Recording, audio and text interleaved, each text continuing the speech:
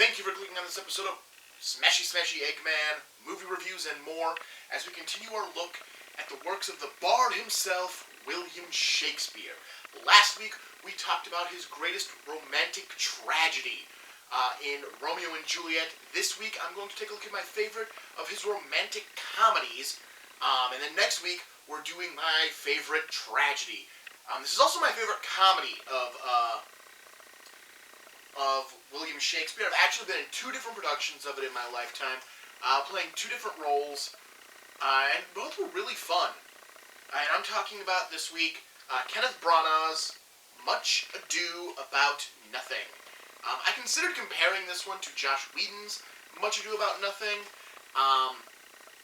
but honestly, it's a lot watching one version of Shakespeare,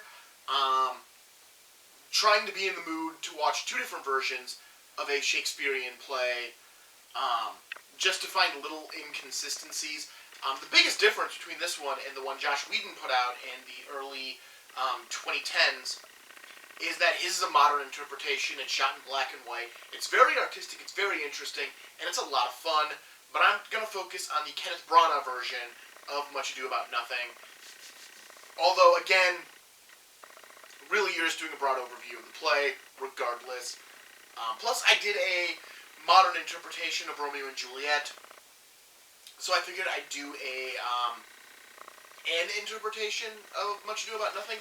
This is definitely not meant to be set in the period of Much Ado. I think it's set somewhere in between. It doesn't seem like it really has a time period it's trying to set itself in. It's just trying to exist in a world that definitely looks old, but not necessarily outdated, other than the fact people are still riding horses.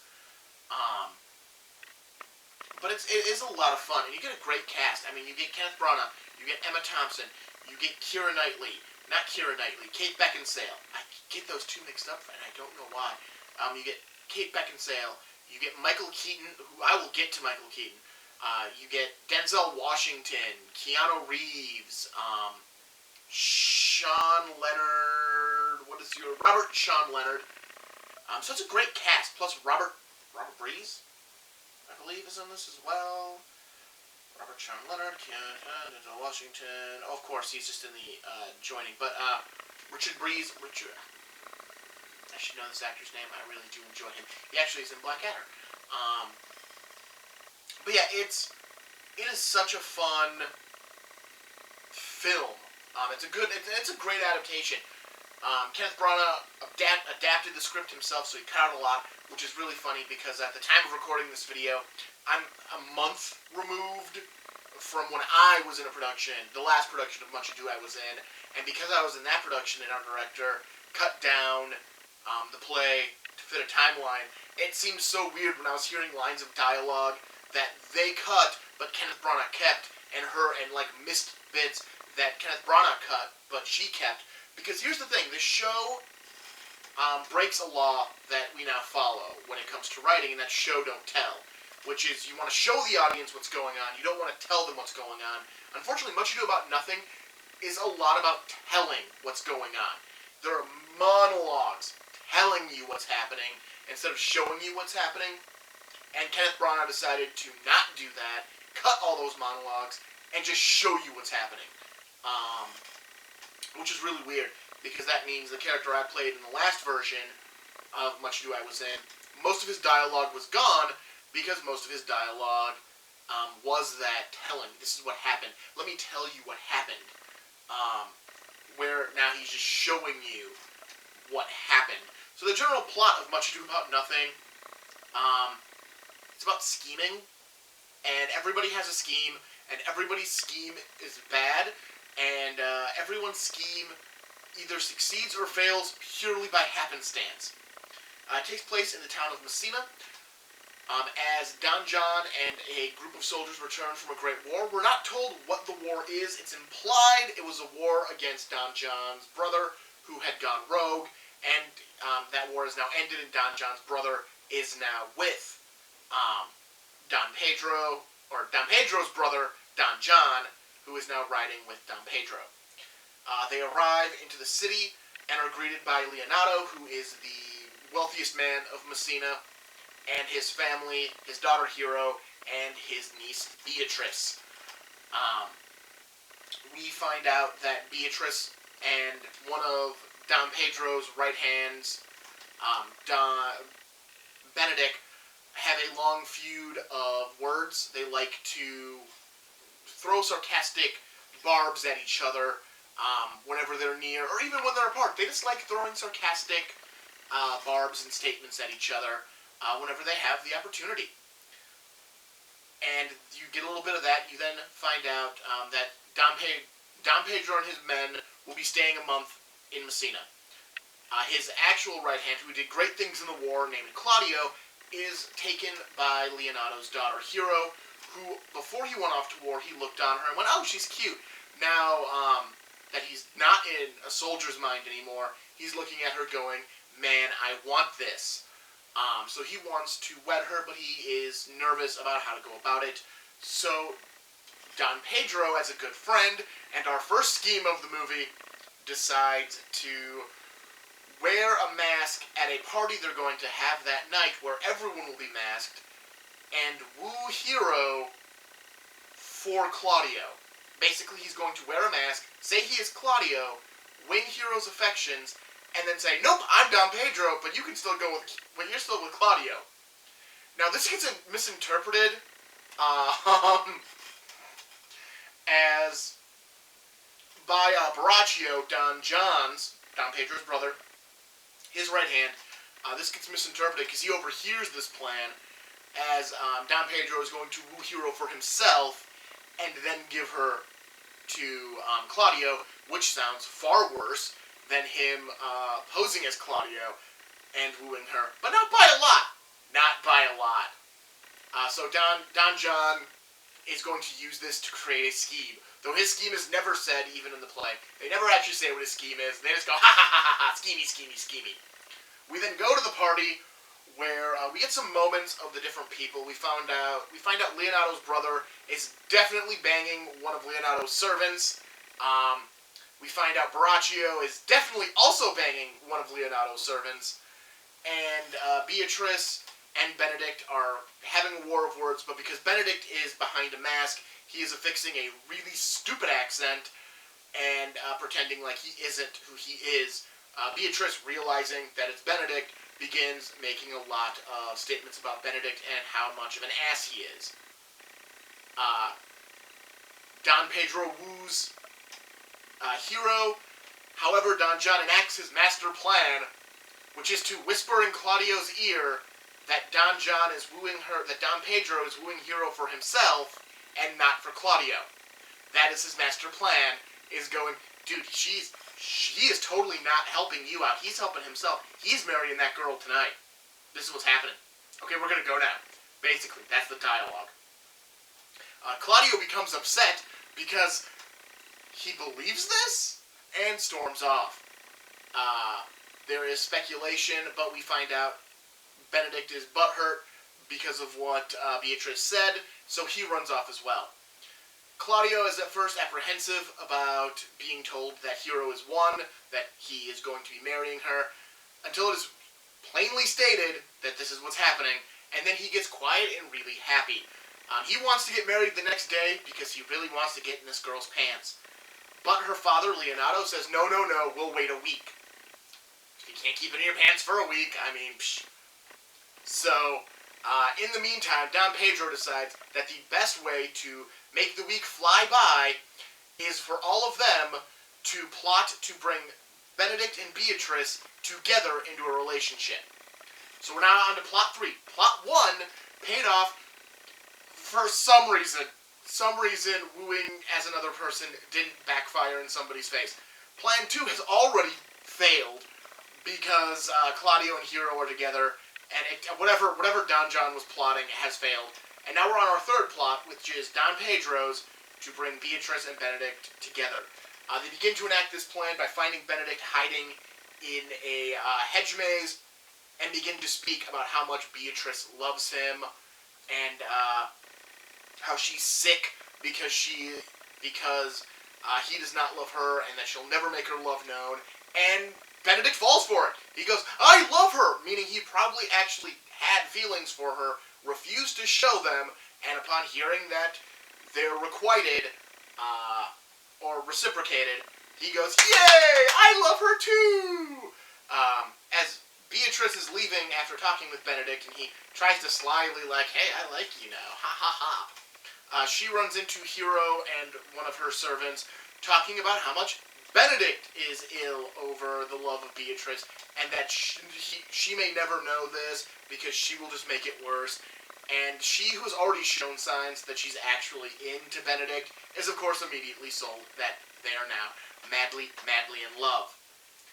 After this, we meet the Watch, which happens way later in the show. This movie does rearrange some of the scenes from the play, and even splits one up. And this is the one it splits up because we're introduced to the Watch, who are a group of people who are assigned to oversee the town and apprehend people.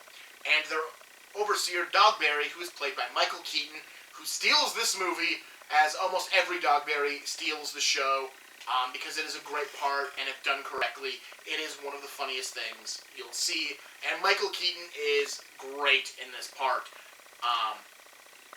Because Dogberry is not an intelligent man. He wants to be, and he wants to say things intelligently, but he keeps screwing it up. And he keeps, like, talking in circles. It is a really funny moment. But he gives his Watch their orders to oversee Leonato's house, with the wedding being the next morning. Don John, wanting to make a fourth plot for this movie, begins plotting with Borachio. Borachio, who is banging Margaret, one of Hero's ladies-in-waiting, has an idea, but Don John is going to have to incite the idea. Don John goes to his brother and Claudio and begins to place the seeds of the plan, saying that Hero is disloyal. They then go to Hero's window, where they see someone that kind of looks like Hero getting banged by Borachio.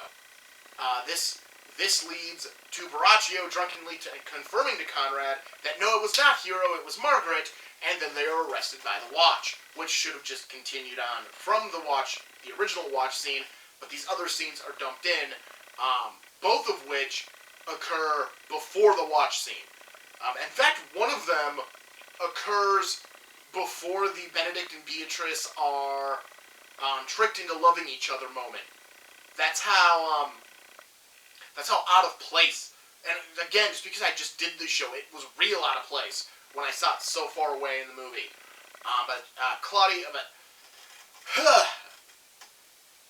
Borachio and his good friend Conrad are arrested. Dogberry and his right-hand Vergis go to see Leonato the next morning to tell him of who they've apprehended.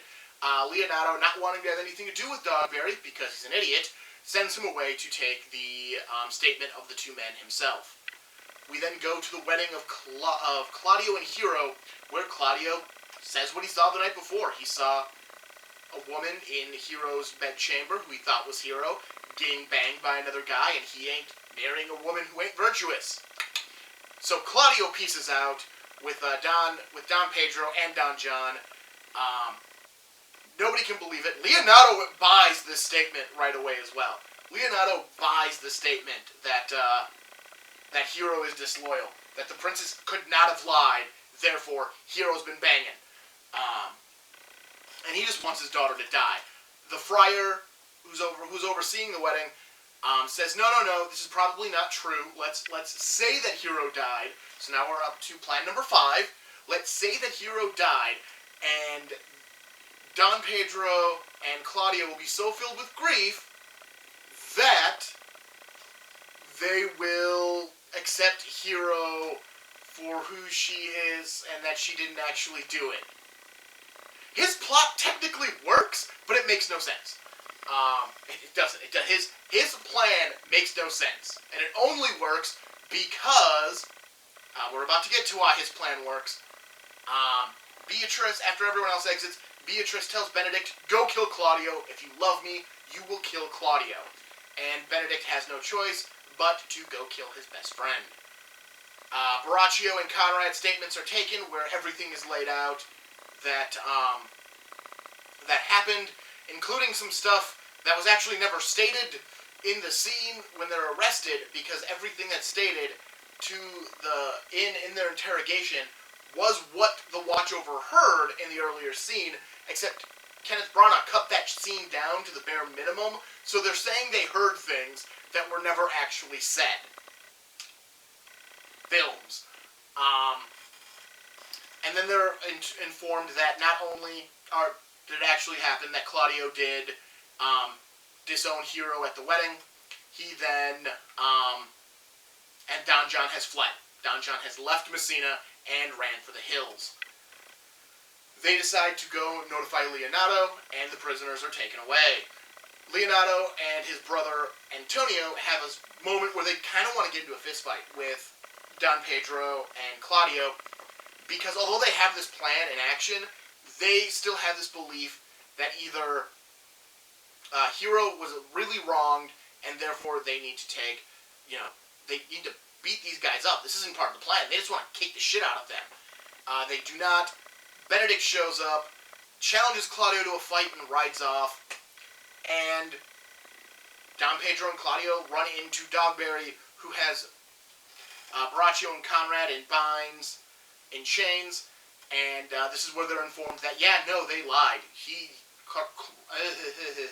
Borachio lied, and he's the one that it was Margaret, not Hero, who they saw him sleeping with, and that they're wronged. Leonardo shows up and proposes a new deal, that Claudio should go to lay an epitaph at Hero's tomb, and then the next day marry Antonio's daughter, his brother, who is the spitting image of Hero. They agree, and Dogberry makes his final statements, which are hilarious. Also, he was called an ass by one of the two prisoners, and won't shut up about it. It's a great speech. It really is a great speech, and Michael Keaton does it so well. Claudio goes and lays his epitaph. Benedict and Beatrice have another scene, which really doesn't forward their own relationship. Even in the play, it doesn't do much other than it's there, it happens, it's a thing. We then move on to the marriage, where 4 women are brought out in veils. Claudio agrees to marry the one that's handed to him and finds out it's Hero. He finds out she's not dead and that he gets to marry the real Hero. Everyone is happy, and Benedict and Beatrice are proven that they love each other and they will also be married. And Don John is returned to town to get beaten the next day. That's literally how the play ends, is with a messenger showing up, stating that Don John has been bound and brought back to Messina, and Benedict saying, we'll devise great tortures for him tomorrow. But today we're dancing. And then they have a big dance number. Because dance numbers. Gotta love a dance number. Actually, in Shakespeare, apparently all of his comedies ended in dance numbers. So the dance number makes sense. His comedies ended with marriage and dance numbers. Comedy! Marriage and dancing. So, I really love this play, and this version. I do also like the Joss Whedon version, and I do recommend it. I'm just not reviewing it here. Maybe down the line, I'll do its own review on that one. But this is a solid version of this play. It does it very well. It keeps to a good pace. Because I just gotten done, I kind of knew, this is Act 1, Scene 1, and this is Act 1. So I knew, and it's 2 hours long, but it keeps a good pace. It keeps itself moving. And that's what you want to see. That's what you want to see out of a Shakespearean adaptation. Again, the actors do a great job. Keanu Reeves is definitely early 90s Keanu Reeves. He's trying to get out of his Bill and Ted acting skills and become the much better actor we know of him today. I just think this was the wrong moment for him to do Shakespeare. Because he's not bad. Like everyone says, he's so wooden and he's so bad. He's not actually bad. He does the role pretty well. The problem is we just had all these expectations of who Keanu Reeves was at the time that we just saw it in this performance. But he's playing a man who's he is very few words. He is evil. He just wants to screw with people. And he does a very good job portraying that. This is actually a very good role for Keanu Reeves. And I think he needs more credit than what he gets for it. Again, Michael Keaton steals the show. Kenneth Branagh and Emma Thompson have a lot of chemistry, but they were married in real life at this time, so that makes sense. Kate Beckinsale does a great job, even though, again, this is very early in her career, but she does a great job with the role of hero. And you get some great classical actors in there as well, playing Leonardo and Antonio. Again, it's a great cast. It's a great version of this story. It's a lot of fun. It's a lot of fun to sit down and watch. I enjoy it every time I decide to watch it. Again, normally it's a coin flip between this one and the Joss Whedon version, because again, it's the same story. It's just what elements are being told. But yeah, I really like Much Ado About Nothing. This is my favorite Shakespearean comedy, and might be my favorite Shakespeare overall. That's a little harder to be like, yeah, favorite Shakespeare. This is definitely my favorite Shakespearean comedy. So I'm glad I got to spend time sharing it with whoever decides to watch this video. Again, we're going to continue talking Shakespeare this month. Next week, I move on to my favorite Shakespearean tragedy, which is the most popular Shakespearean play of them all. I'm going to review Hamlet. I'm pretty sure I'm going to do the long version of Hamlet. I'm pretty sure, because that's the one I own. I'm pretty sure that's the one I'm doing. I'm pretty sure. I don't think Mel Gibson is getting here. Plus, I've never... I'll get into it. I'll get into it a little bit. Just a little. I'm not doing a comparison, but I'll get into my qualms with the Mel Gibson version. But that's next week, Hamlet. Then we're going to move on to not quite Shakespeare. Things that are inspired by Shakespeare's work, that are connected to it, but aren't written by him. So this is Smashy Smashy, Eggman, movie reviews and more. Like, comment, and subscribe so you don't miss any content.